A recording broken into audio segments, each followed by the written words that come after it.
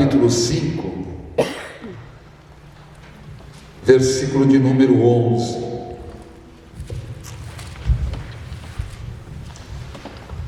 Segundo livro de Reis, capítulo 5, versículo 11. Para facilitar os irmãos, segundo Reis 5 vem logo depois de segundo Reis 4.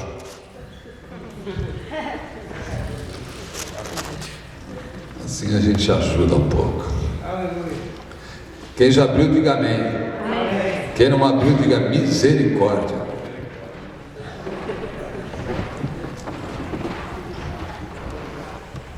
Aleluia. Diz assim o versículo: Naamã, porém, muito se indignou e se foi, dizendo: pensava eu que ele sairia ter comigo, por-se-ia de pé, invocaria o nome do Senhor seu Deus, moveria a mão sobre o lugar da lepra e restauraria o leproso. Pai querido, nós acabamos de ler um versículo da Tua Palavra, mas sabemos que o Senhor, através de um versículo, pode nos trazer ensinamentos muito fortes, muito poderosos, que fazem a diferença na nossa vida. Nós não viemos aqui porque é domingo, nós viemos aqui por Tua causa, viemos aqui buscar a Tua presença, a Tua Palavra, a Tua pessoa, e nós te pedimos, Senhor, Tu conheces as necessidades da Tua igreja. Fala conosco nesta noite. É o que nós te oramos e te pedimos em o nome de Jesus. Amém. Você pode se assentar. Neste texto de Naamã, quem era Naamã? Naamã era o comandante do exército da Síria. E através de Naamã havia conquistado muitas batalhas. E ele era considerado um herói de guerra, uma pessoa importante, uma pessoa reconhecida. Mas, a despeito de todas as batalhas que ele havia ganho, havia uma batalha contra a qual ele não podia vencer. Ele era leproso.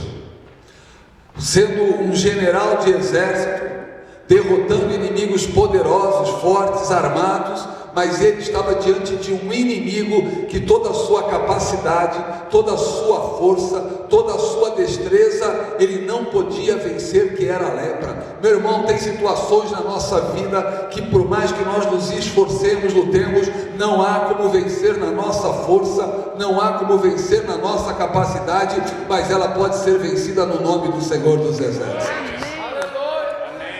E numa das incursões que foram feitas à terra de Israel, levaram cativa uma menina de Israel, e essa menina foi servir na casa de Naamã. E quando ela ouviu dizer que Naamã era leproso, ela pensa na situação dessa menina. Ela foi tirada da família dela, ela foi tirada da terra dela, e agora ela está servindo como escrava na casa do general do exército da Síria. Ao saber que ele estava leproso, qual poderia ter sido a atitude dela? Bem feito, quem mandou me tirar da minha terra, quem mandou me trazer para este lugar, longe da minha família, ele vai morrer, eu vou ver esse homem morrer leproso. Ela poderia, é a mão de Deus. Ela poderia estar com o seu coração cheio de raiva, de ódio, de ressentimento, de mágoa, mas em vez disso, ela diz: se o meu Senhor estivesse lá em Israel, lá tem profeta. Aqui tem profeta? Aqui tem profeta. Aleluia. Ele seria curado.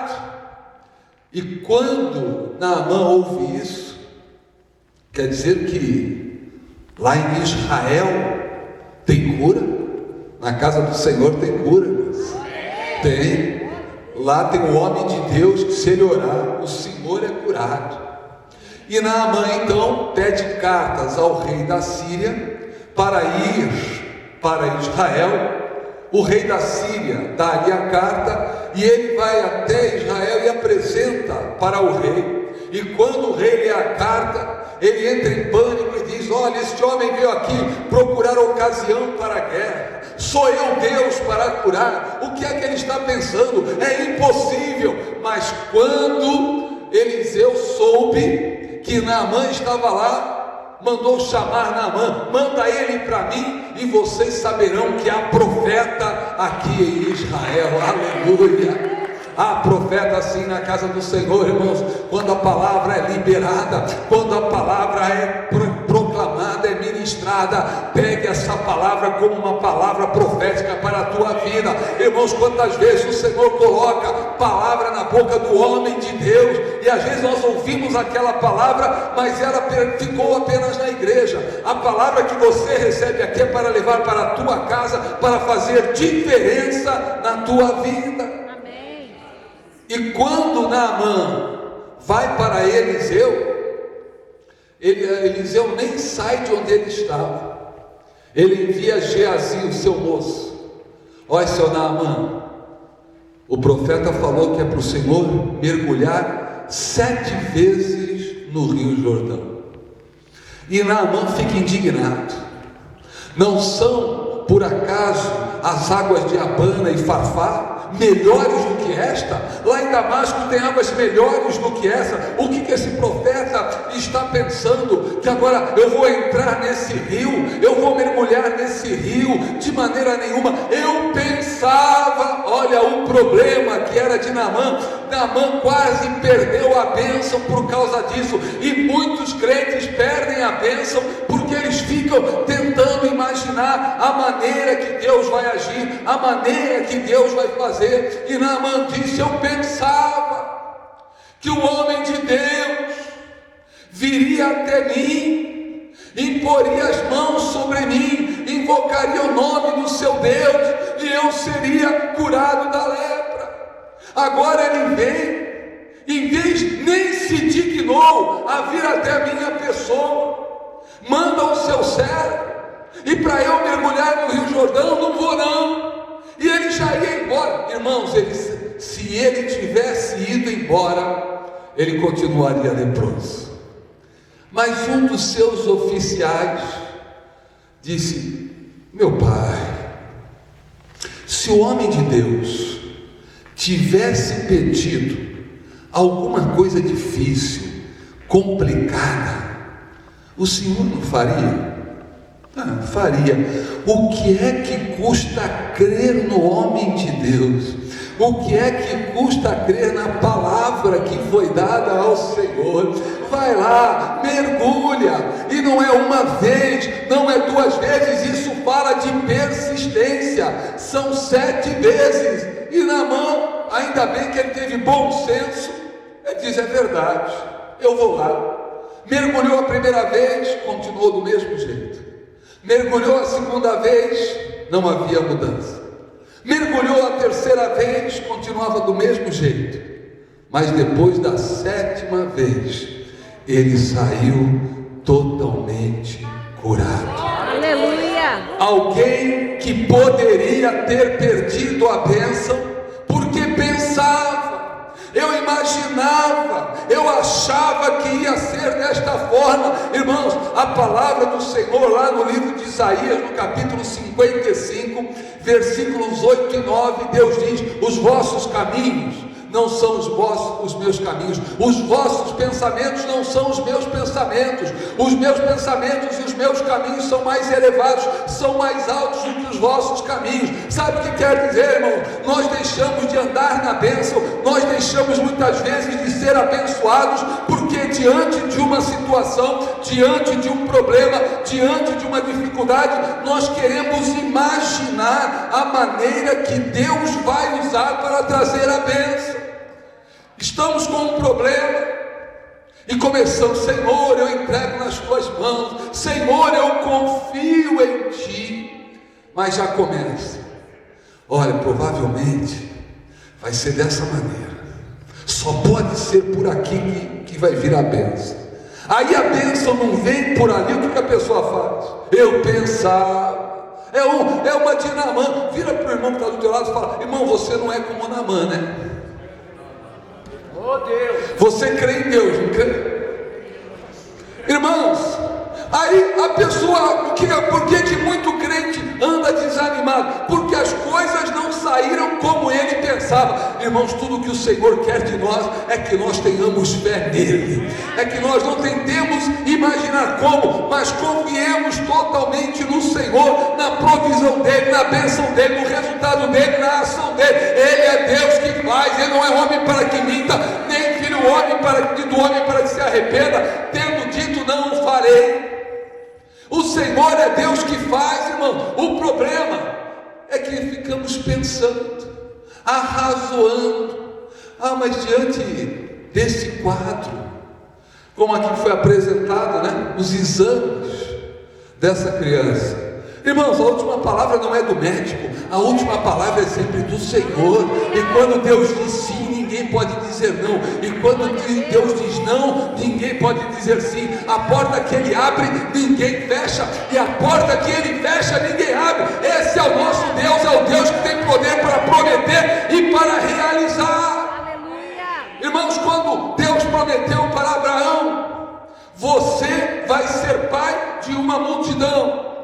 Abraão podia ter filhos. Quem não podia ter filho era Sara, ela era estéril. E Abraão creu que Deus iria fazer dele e de Sara viria uma grande nação. Quando o tempo passa, sabe o que acontece? Abraão fica impotente.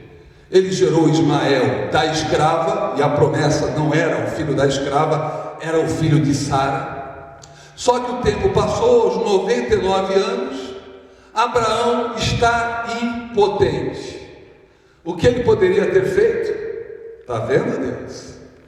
O Senhor promete, eu estava no couro. Agora, meu corpo está amortecido. Tanto no livro de Hebreus, como lá em Romanos 4, diz que o corpo de Abraão estava amortecido. Sabe o que é o corpo amortecido? É o corpo como morto, um corpo que não podia gerar mais vida, um corpo que não poderia gerar mais filhos. E Abraão poderia ter abandonado a promessa do Senhor, poderia ter deixado de lado a promessa do Senhor, mas sabe o que a palavra do Senhor diz? Que Abraão estava certíssimo, que aquele que havia prometido era poderoso para cumprir com a sua palavra. Ele não se deixou enfraquecer na fé, mas ele fortaleceu a fé dele, sabe como?